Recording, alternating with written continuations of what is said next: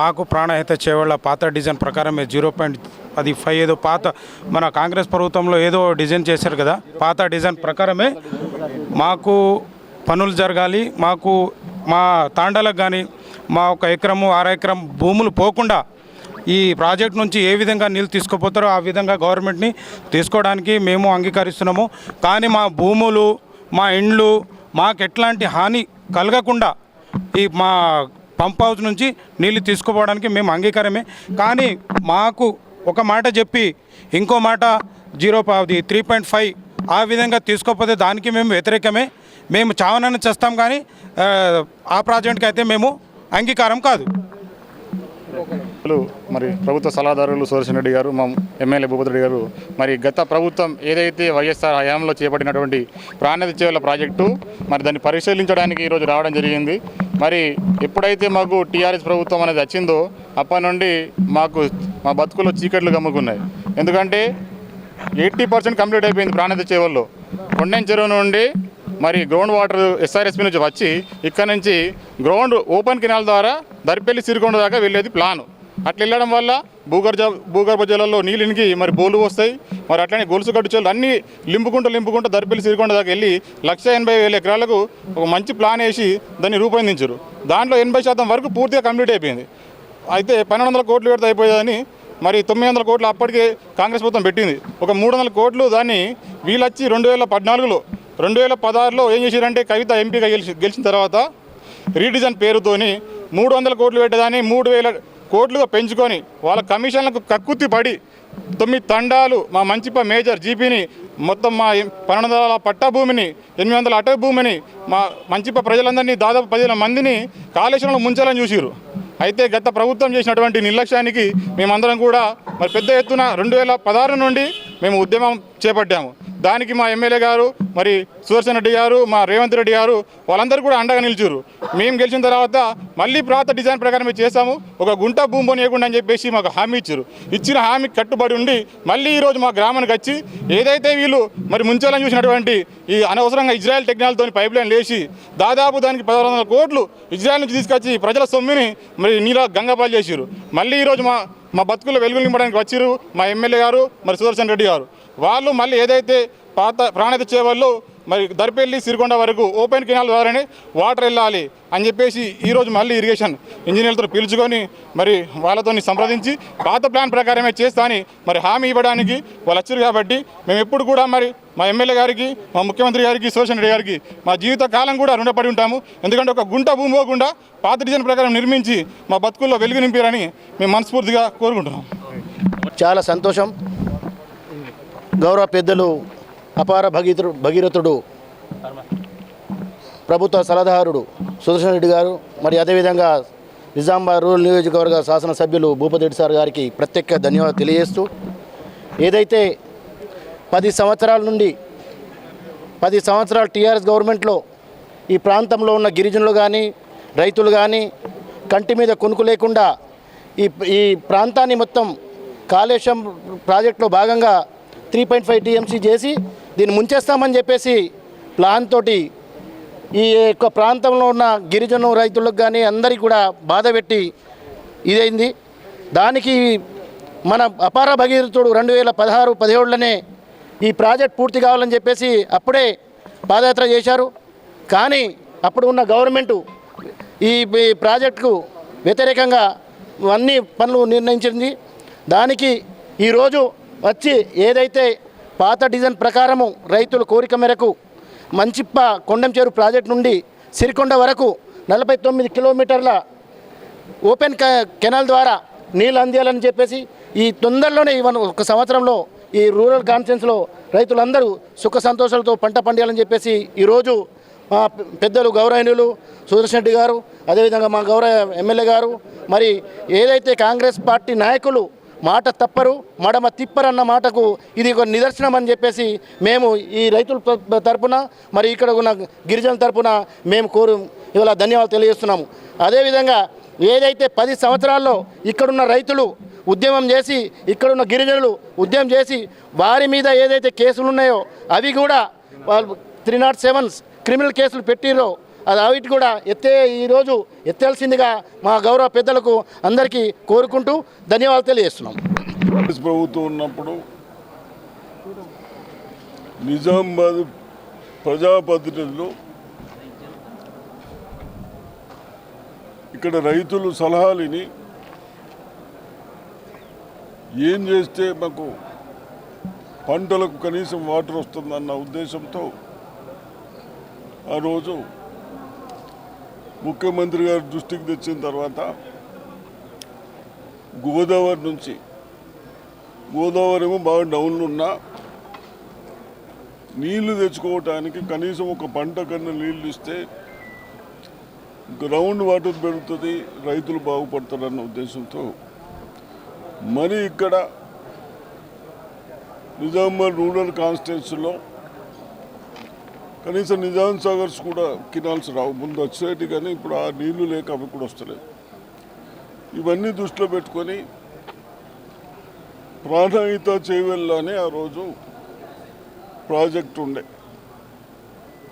దాన్ని బినూల దగ్గర నౌపేట్ మండల్ బినూల గ్రామంలో స్టార్ట్ చేసి up to sugar factory Sarangpur వరకు 20 కిలోమీటర్లు టనల్ కంప్లీట్ చేశాం.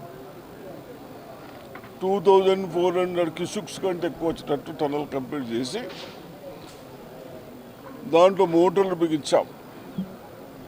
బిగించుకుంటూ ఇక్కడి వరకు ఈ రైతులను కూడా కాపాడాలని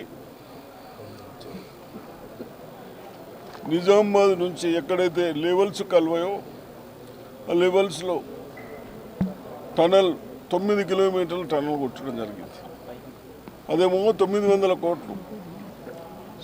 ఈ టనల్ ప్లస్ ఇక్కడ మోటార్స్తో సహా కిందికి నీళ్ళు ఇవ్వటానికి ఇది 1200 కోట్లు. ఈ రెండు గతంలో కంప్లీట్ చేసిన తర్వాత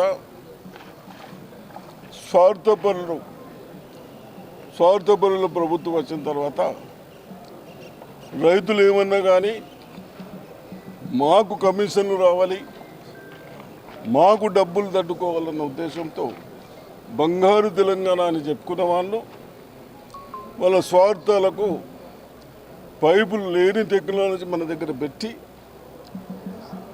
పైప్ లైన్ ద్వారా ఇద్దాం ప్రెషర్తో వస్తాయి అని స్ప్రింక్లర్స్ పెట్టచ్చు అన్న ఉద్దేశంతో పెట్టడం జరిగింది. దీని ఎస్టిమేషన్ ఎంత? 3000 కోట్లు. దేని కొరకు 3000 కోట్లు? 2000 కోట్లలో ఆడదాకా నీళ్ళు ఇచ్చేది, 3000 కోట్లది ఏమీ లేదు. ఇక్కడ పైపులో నింపి పంపడానికి 3000. అంటే ఇది అడిషనల్ వాళ్ళ స్వార్థాల కొరకు పైపులకు మోటార్లకు కమిషన్ల కొరకే తప్ప రైతులకు కాదు అని నిర్ణయించిన తర్వాత మరి రైతులు ఏ డిజైన్ బెస్ట్ అంటే మిత్రుడు ఎమ్మెల్యే లోకల్ ప్రజాప్రతినిధి భూపతి రెడ్డి గారు కన్సల్ట్ అధికారులు రైతులు సలహాలు ఇందామన్న ఉద్దేశంతో ఇక్కడికి వచ్చడం జరిగింది.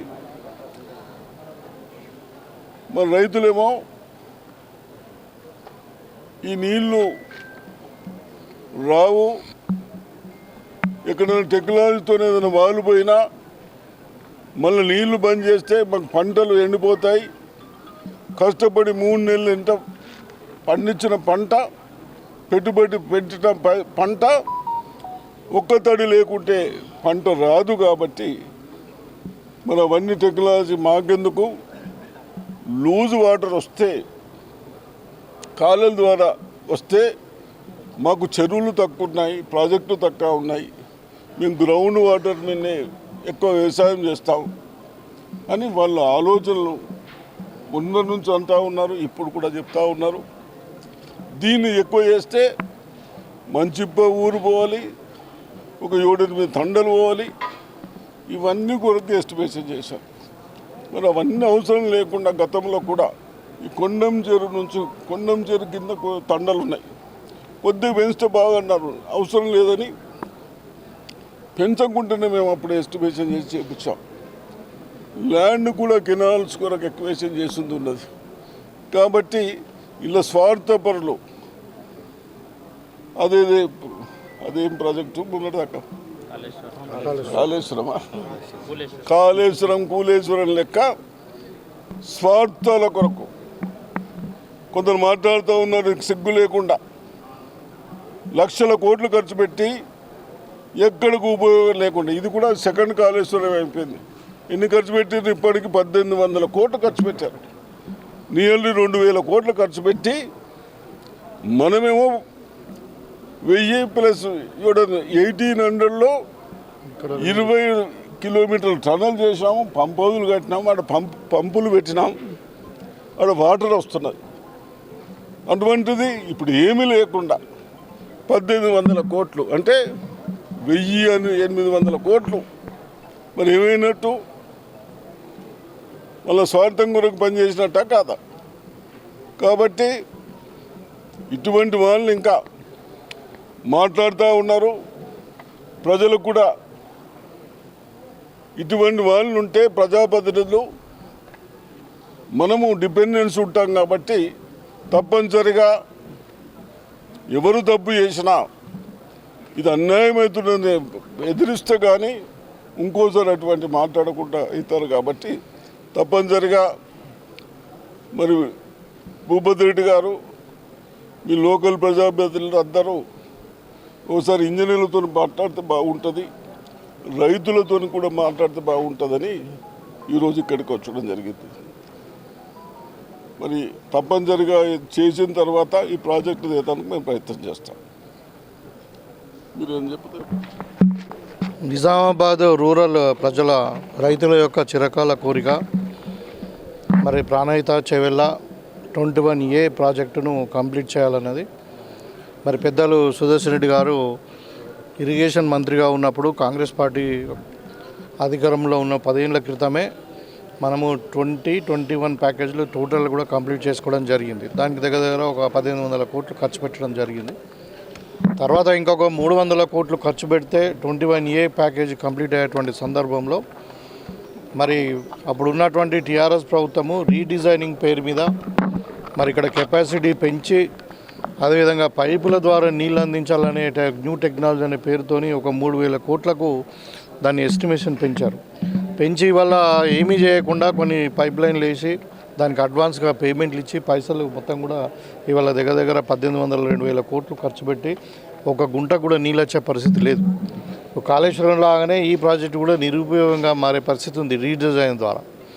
సో ఇవాళ మరి రైతుల కోరిక మేరకు, నా కోరిక మేరకు పెద్దలు సుదర్శన్ రెడ్డి గారు మాజీ మరి ఇరిగేషన్ మంత్రి వర్యులే కాకుండా ఇవాళ మన తెలంగాణ గవర్నమెంట్కు రేవంత్ రెడ్డి గారి సారథ్యంలో నడుస్తున్నటువంటి తెలంగాణ గవర్నమెంట్కు అడ్వైజర్గా ఉన్నారు. కాబట్టి వారిని ఇక్కడ తీసుకొచ్చి మరి ఇక్కడ దీన్ని ఎట్లా చేద్దాం, మనం తక్కువ ఖర్చులో రైతులకు మరి నీళ్ళు ఇవ్వాలా, సాగునీరు ఇవ్వాలనే ఉద్దేశంతో ఇక్కడ పరిశీలించినప్పుడు ఇప్పుడు ఇక్కడ అర్థమవుతుంది ఏంటంటే మళ్ళీ పాత మోడల్లోనే కొండెం చెరువులో నీళ్లు లిఫ్ట్ చేసి కొండెం చెరువు ద్వారా పాత అలైన్మెంట్ ప్రకారము గ్రావిటీ కెనాల్తో నీళ్ళు ఇచ్చి మరి దారిలో మొత్తం ఒక 49-50 కిలోమీటర్లు కెనాల్ దవ్వి మరి దారిలో ఉన్నటువంటి అన్నీ కూడా చెరువులను తర్వాత చెక్ డ్యామ్లు అన్నీ కూడా నింపుకుంటూ మరి తక్కువ ఖర్చుతో మరి గ్రౌండ్ వాటర్ కూడా పెరుగుతుంది కాబట్టి కెనాల్ ఉంటే మరి అది లైఫ్ లాంగ్ కూడా ఉంటుంది కాబట్టి 100 years వరకు లైఫ్ ఉంటుంది కెనాలు.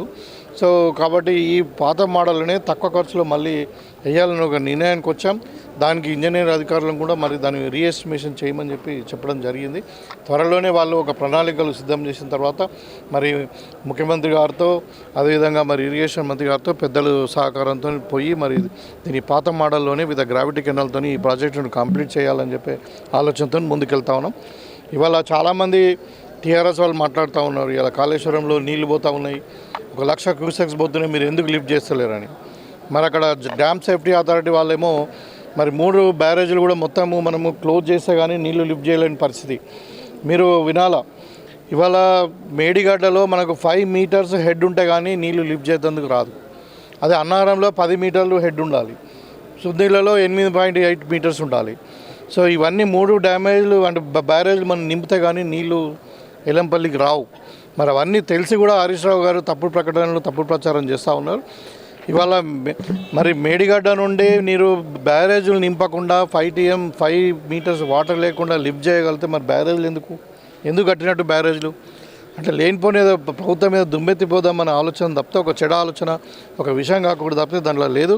కాబట్టి వాళ్ళ మేడిగడ్డలో నీళ్లు నింపే పరిస్థితి లేదు, కొంతకంటే కొట్టుకపోయే పరిస్థితి ఉంది. ఇది కూడా అంతే.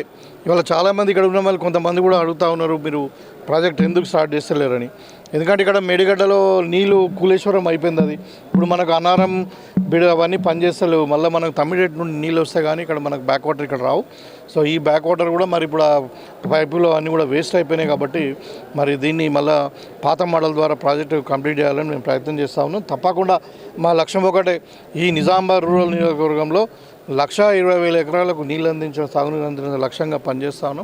అదేవిధంగా మెంట్రస్పల్లి మరి సజ్జిపూల లిఫ్ట్ కూడా అది కూడా మరి ఆల్మోస్ట్ అది కూడా కంప్లీట్ అయింది. దాన్ని ఇంకా కొంచెం పైప్ లైన్ ఉంది, అది ఒక 80,000 ఎకరాలకు వస్తుంది. దాన్ని కూడా కంప్లీట్ చేస్తామని చెప్పి సందర్భంగా తెలియజేస్తాం.